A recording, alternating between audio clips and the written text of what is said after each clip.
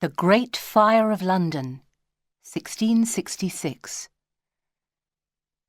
Samuel Pepys lived in London from 1633 to 1703. He was a famous politician and a man who loved life in the big city.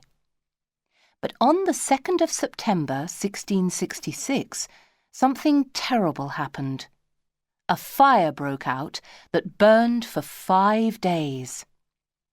The flames spread from house to house and from street to street, up and down the River Thames, until 4/5 of the city, over 13,000 houses and 87 churches, were destroyed. Samuel Pepys described the day when the Great Fire began in his diary.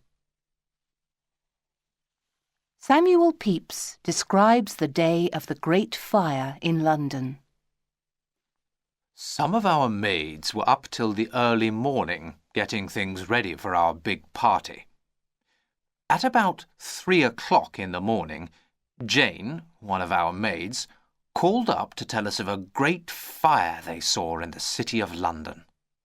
I got up and went to the window, but I didn't think it looked very bad, and it was quite far away, so I went back to bed. Some time later, Jane came back and told me that she had heard that over 300 houses had burned down, and that the fire was now burning down Fish Street near London Bridge. So I got up, dressed, and walked towards the Tower of London.